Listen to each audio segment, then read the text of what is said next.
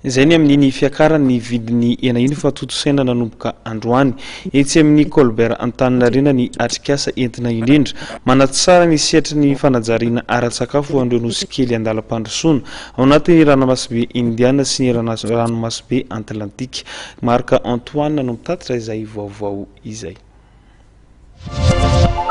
Fametrahana paikady ombona na fana miady amin'ny tsy fahampiana sy tsy fanjariana ara-tsakafo io no antom-pisian'ny atrikasa amin'ny tanterana atao amin'ny Colbert Antaninarenina entina indrindra manatsara izay sehatry ny fanjariana ara-tsakafo izay ao anatin'ireo nosy kely andalam-pandrosoana ao anatin'ny ranomasimbe Indiana sy ny ranomasimbe Atlantika, firenena izay manamorona avokoa ny kontinanta afrikana. Nandritra ny kabary fanokafana ity atrikasa ity dia nanamafy ny minisitra eo anivon'ny fiadinan'ny repoblika misana ny fambolena sy ny fiompiana fa anisan'ny firenena mametraka fanamby amin'ny fanjariana ara-tsakafo ho an'ny mponina ao aminy i Madagasikara, ary anisan'ny fanamby lehibe ihany koa ny fametrahana ny Madagasikara ho sompitra ny ranomasimbe Indiana sy ny faritry Afrika Atsimo atsinanana.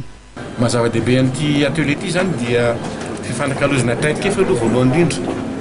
eo amin'ireo tany madinika, nosy madinika any amin'ny nosy Atlantikana sy ty amin'ny nosy l'Océan Indien, na hoe amin'ilay pays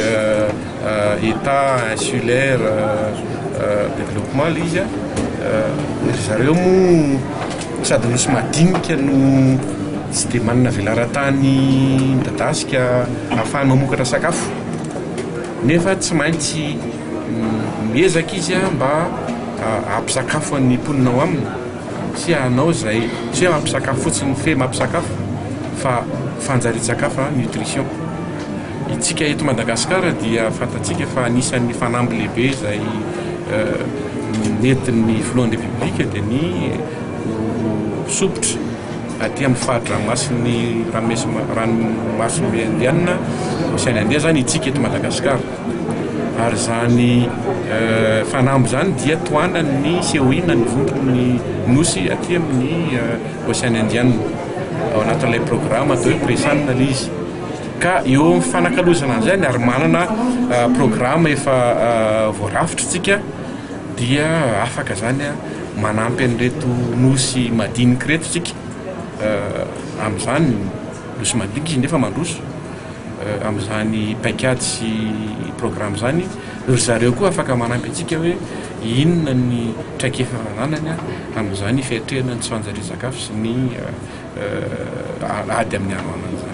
Ho an'ny solotena maharitry ny sampany firenena mikambana misana sakafo sy ny fambolena dia ny ametrahana ny paikady mazava hoentina mahatratra ny tanjona amin'ny ady amin'ny tsy fanjarian-tsakafo sy ny tsy fahampi-tsakafo no volavolaina mandritra ny 2 andro eto Madagasikara. Nampatsahivany fa kely ny velarantany amin'ireo firenena nosy ka anisan'ny mila fiahiana sy mila paikady mazava amin'izany fampiana ara-tsakafo izany. Arahampitso no ifaran'ity atrikasa ity ary hoentina inanivon'ny fiaonam-be-paritra ho an'ny Afrika, any Soudan ny fa 7 ny volana febroary zao ny asa vita sy voafaritra ao amin'ity atrikasa natao tao amin'ny Colbert Antaninarenina ity. Tapitra ny vaovao zao alina izao isaorany sika teny tokantrano naritra anjery hatramin'ny farany. Mame fotoana ny sampana fampalalamba vaovao ny fahitalavitra ma TV ho amin'ny rahampitso indray. Veloma tompoko.